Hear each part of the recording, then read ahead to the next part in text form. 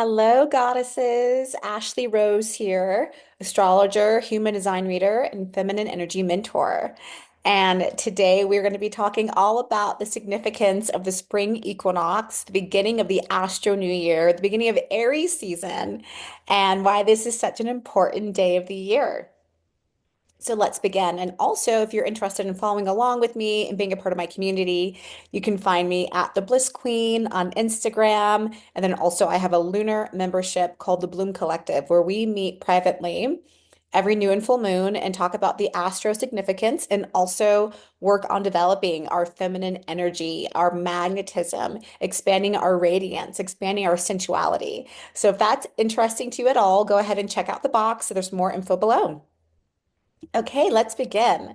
So, the spring equinox, which is happening on March 20th this year, 2026, this is a big deal. This is one of the 2 days of the year when day and night are perfectly equal. That's where the term equinox comes from. So, you have the spring equinox, and then you also have the fall or autumn equinox. This is one of the four power days of the year. We also have the solstices, the winter and the summer solstices. So, for all my girlies who've been with me for a while, you know that I often talk about these astrological power days that we can use for peak manifestation, for calling in our deepest desires, for magnetizing the life of our dreams. I've been using the solstices and the equinoxes for years to do things like change my career from lawyer to six-figure entrepreneur and to launch new companies, including my luxury sailing retreat company that I have with my husband, where we sail all around the world doing spiritual retreats and music retreats and food and wine retreats and things like that. I've always used these power days, these equinoxes and these solstices as really amazing days to help to power and upgrade and uplevel my manifestations. So I will be giving a few tips about that as well. Go ahead and just keep watching. The spring equinox has held really deep significance across many cultures and many traditions for a really long time. There is something really pivotal about the sun's annual journey when we're talking about the spring equinox. Again, daylight is continuing to lengthen as the sun's power increases. The sun is entering the sign of Aries, which is the first sign of the zodiac. That's why, for a lot of us who adhere to lunar calendars or who are familiar with or practice astrology, this is actually the first day of the year, springtime. And many cultures and many traditions from ancient times, it wasn't January 1st, which is the current Roman calendar where the new year began. It was actually the spring equinox that signaled the beginning of the new year with the sign of Aries, with the sun entering that 0 point degree. And this is actually something really important to understand about the spring equinox. And this is also why manifestation can be so powerful on this day and like the few days after.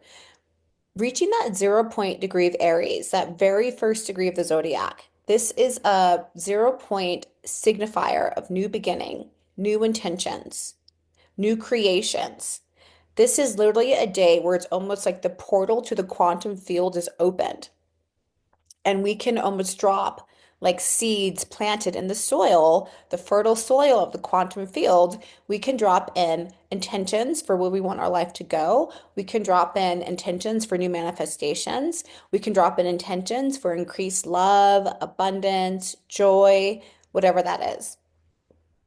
So, again, don't sleep on today, even if it's as simple as taking some time today to get super quiet, super aligned with your heart and with your intuition, journaling about where you want your life to go in this next year, from March to the following March, and really concentrating on how you want the year to feel.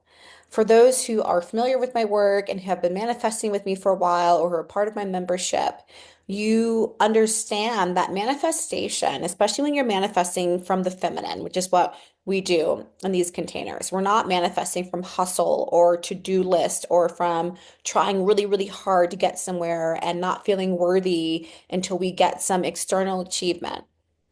No, when we're manifesting from this feminine place of grace, ease, and flow, we're manifesting in alignment with our heart, alignment with our womb space, alignment with our third eye, alignment with the whispers of our soul and with the direction of our higher self.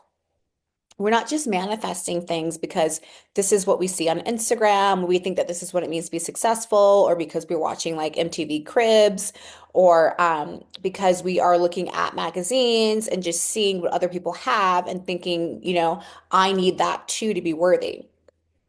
No, when we're talking about manifesting in alignment with the heart, with the womb, with the higher self, we're talking about manifesting things not from the ego, which can actually, yeah, you can do that, but then you can also have a life where you're living a life that's not meant for you, a life that's full of distortions. I'm sure it's happened to all of us where we thought we really, really wanted something. And maybe that's because we had pressure from our family, or pressure from society, or pressure from our family or friends as to like what success looked like, right? So we convinced ourselves that this is what we wanted to.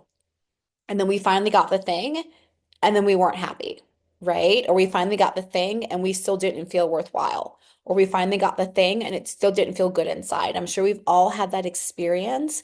And in some ways, that can be an indicator that perhaps what you were manifesting, or what you were attempting to create in your life, it wasn't from a place of alignment with your heart and with your soul. It might have been something more from your ego, from external pressures, from societal pressures, things like that. So, on this very powerful portal today of the spring equinox, this is a really beautiful day to get really aligned with your heart, get really quiet, maybe even do a meditation to get really keyed in to your heart, keyed into your womb space, understanding what your true desires are, understanding what your soul truly came here to experience. Because we all came here to experience different things. Some of us are here to experience soulmate love. Some of us are here to travel the world. Some of us are here to have 8 children and a really big family and become grandmothers and great grandmothers. Some of us are here to live in a cabin in the woods with our own herb garden and really learn the medicine of herbs and plants and flowers. We all have different paths that our souls and our hearts and our wombs yearn for. And in my opinion, a big part of our mission here on Earth, in these meat suits, as we call them, in these temporary human body meat suits that we're in until we return back to source, until we return back to spirit, a big part of our mission here on Earth, I believe, is to really understand or remember what our soul's blueprint is, what we came here to experience, and then to be brave enough, to be courageous enough to follow that path and live that life that is uniquely ours and no one else's. Okay, so I feel like that's a lot that we just talked about as far as the spring equinox. You can see it's almost like the spring equinox is like a renewal, a refreshing. It's like we just went through a whole calendar year from last spring of, things going on that were really amazing, things going that were maybe challenging. We just came through winter, which is known for being one of the tougher seasons. Winter is meant to be endured. It might be cold where you live, it might be dark. A lot of psychic or subconscious issues or themes might be dominant in your mind during the dark nights and the short days of winter. And then finally, we're here again at spring, where it's time for renewal and rebirth and refreshing ourselves and cleansing our bodies of any of that psychic drudge or any of that emotional heaviness that may be left over from winter, literally clearing and cleansing our vessels for the spring that is coming anew.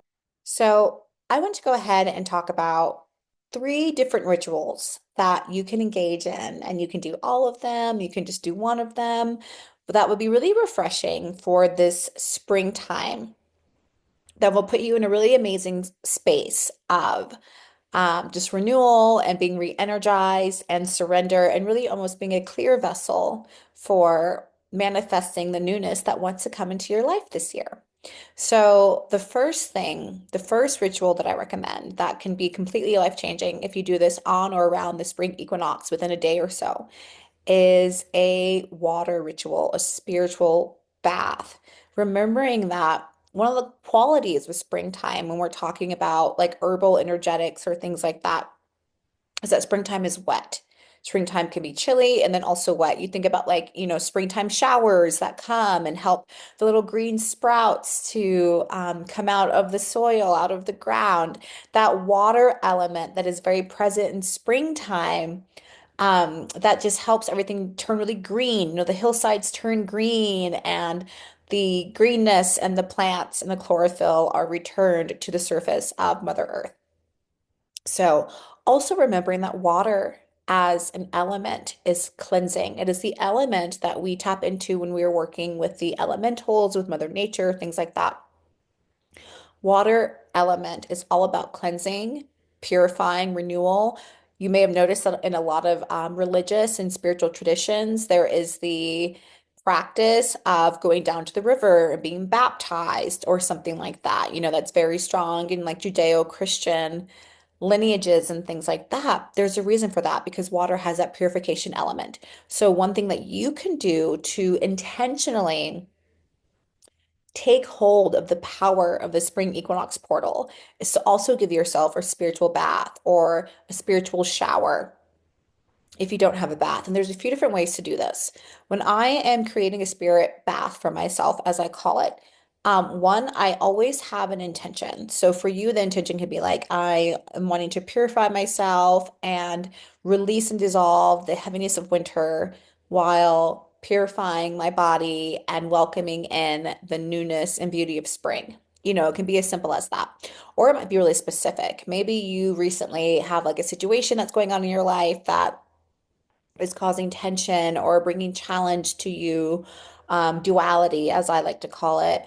Maybe you have something else that you're just wanting to kind of like release and like gently let go of, because again, water has that like releasing, letting go, dissolving energy. So then you can also set that for an intention to, take this spiritual bath, and the intention would be to release or let go of or dissolve some of those heavier emotions or stagnant energies or conflicting energies that you might be experiencing at the time. Okay, so you get it. So set your own intention.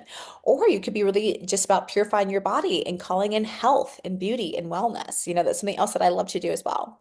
And then the second element of creating a spirit bath is really, being intentional with ingredients that you're adding to the water. So maybe you are bringing in a few different essential oils, maybe that are somehow relevant to or supportive of your intention. So for me, if I was going to be doing a spiritual bath of renewal and beauty, then I might intentionally bring in some essential oils that represent, floral ingredients, like maybe a rose essential oil, a jasmine essential oil, lang lang, rosemary, something that's, floral and refreshing and rejuvenating, right? Something like that. And then a third element that I like to add to my spirit baths is some kind of salt. Salt, again, used throughout many cultural traditions for purification, for activation, for cleansing.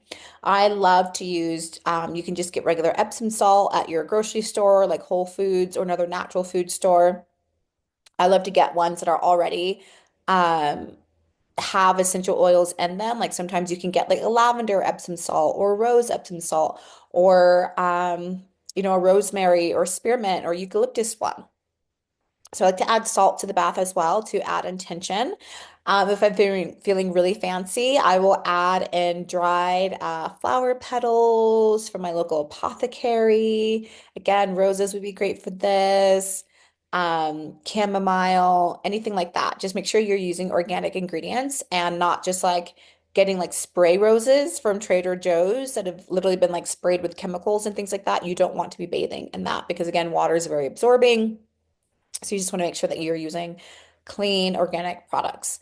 Um, and then a fourth element that I sometimes add to my bath, again, if you want to get really advanced, is I like to buy lots of different magical oils that have intention with them. Like I've bought oils before that deal with abundance or that deal with divination or that deal with dream time. So if you are someone that has this as part of their spiritual practice, you already have a collection of oils. I've also had like fertility oils I've used in the past and things like that. You can add those oils to your bath. Um, and then finally, for the last element, which I love, and it really seems to make a difference. I don't know why, but it does. I will add some crystals to my bath that are really aligned again with what it is I'm calling in. So if I am wanting to release and purify myself, I might make sure that I have like smoky quartz and bring that in the bath with me, or like onyx or obsidian. If I am calling in love or beauty, then I might be using rose quartz, right? And I have so much rose quartz. I have so many pieces of rose quartz. It's one of my favorite crystals. I'm sure that doesn't surprise you. And so I might put a few pieces of rose quartz in the bath. Um, if I'm wanting to call in like more intuition or clarity or insight, then I might call in amethyst or fluorite crystals. I might add those to my bath. So just make sure that when you're adding crystals to the bath, you're only adding crystals that are able to be in water. There are some crystals that might dissolve in water, like selenite. Any of the ites, usually that have an ite at the end, like selenite. Those can be crystals that can dissolve in water, so make sure you check before you put those in. Or crystals that might rust if wet. Like I love pyrite. Pyrite is one of my absolute favorite crystals to work with. If you've ever seen a pyrite crystal, it literally looks like gold, really beautiful. But I don't put those in the water because they are not meant for that. So that is the first ritual, making yourself a spiritual bath. And then while you're in the bath, you can either put on a meditation, which I love to do. I will select a meditation literally just off of YouTube or from one of my own courses. I do meditations as well for my lunar membership. So I would choose a meditation that I know and I love. I'll put that on in the bath. And again, that makes the meditation even more powerful because water is an amplifier. Just like we use water in certain kinds of technology and things like that to like amplify. And that's also why water can be dangerous with like electricity and things like that because water carries energy.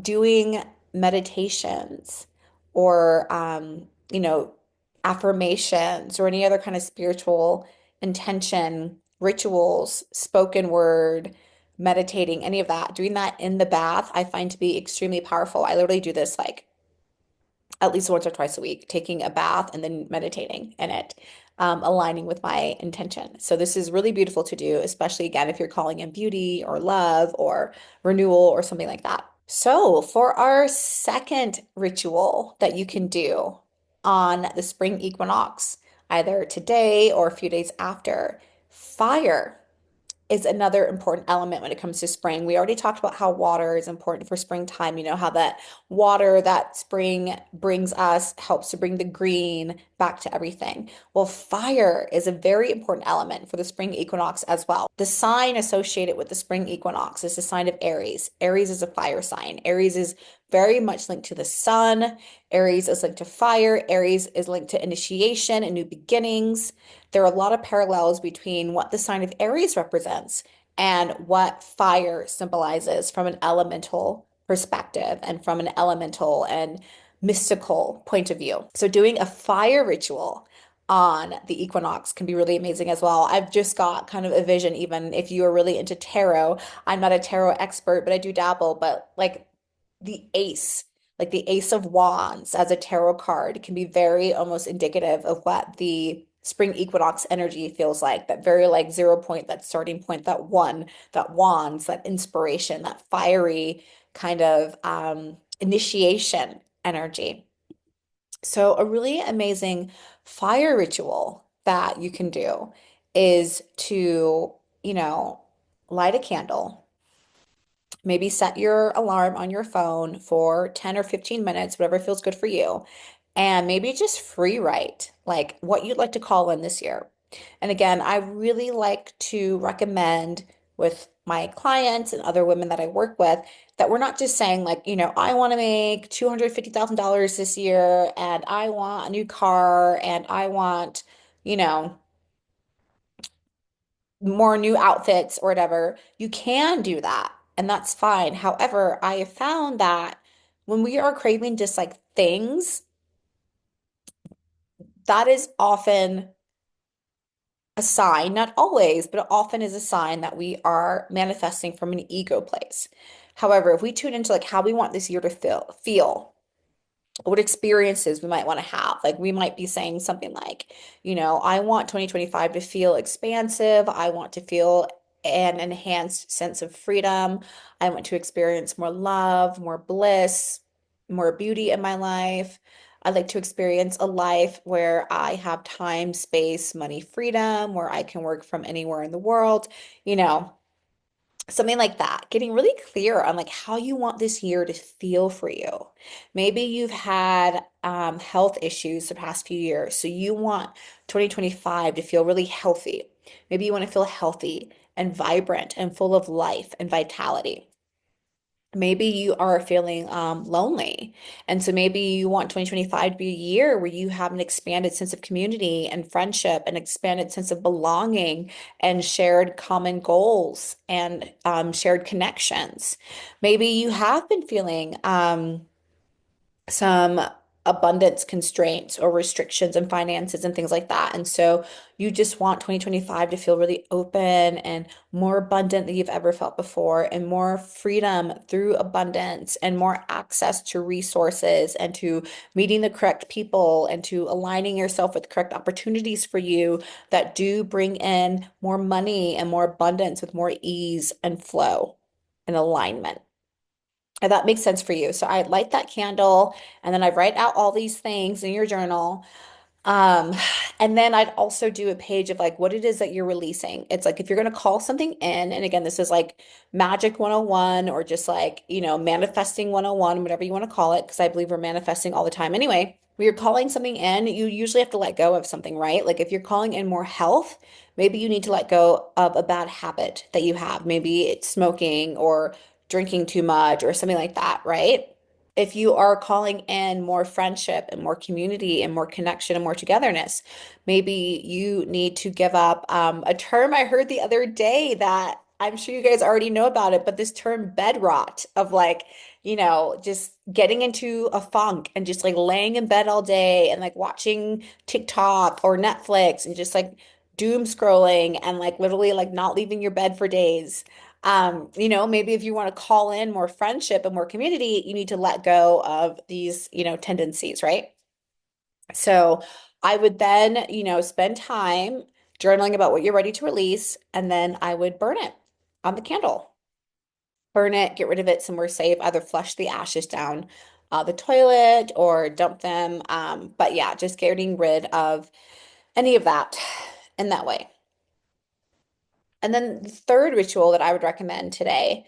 And again, maybe you're not a big meditator. Maybe it's just 5 minutes, set your alarm, and just have one hand on your heart, one hand on your womb, and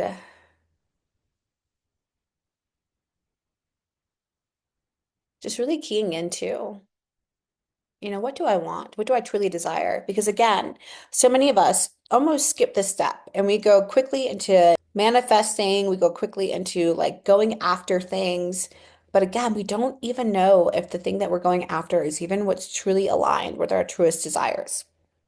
So if you can just sit one hand on heart and womb and ask yourself over 5 minutes, what do I want? What do I really desire? What does my soul really want? What does my soul want to experience? And just listen to the guidance that comes through. And it might surprise you. It might be totally in alignment with what you already believed that you wanted and desired. And if that's the case, that's beautiful. That's great. You just got more confirmation. And it actually might be a little bit different than what you thought you wanted. But giving yourself that time to listen to your heart, your womb space, these very strong feminine seats of intuition. We do not take enough time in this modern world to listen to our hearts, to listen to our wombs, to really understand our true intuitive nudges, the whispers of our soul, what it is that we really desire in life. And if we can do that on this beautiful springtime portal of the spring equinox, if we can sit, what do I want? What do I desire? What does my soul desire to experience? You might be beautifully shocked at the answers you received. So I love you so much. I hope these rituals are super fun for you to go and do over the next few days. If you do the rituals, I'd love to hear about it. Go ahead and say something in the comments. And then also, again, if you're interested in more of this, if you love this type of feminine energy and ritual practice, then go ahead and check out Bloom, my monthly lunar membership, and go ahead and check me out on Instagram at the Bliss Queen. I love you all. See you next time. Bye.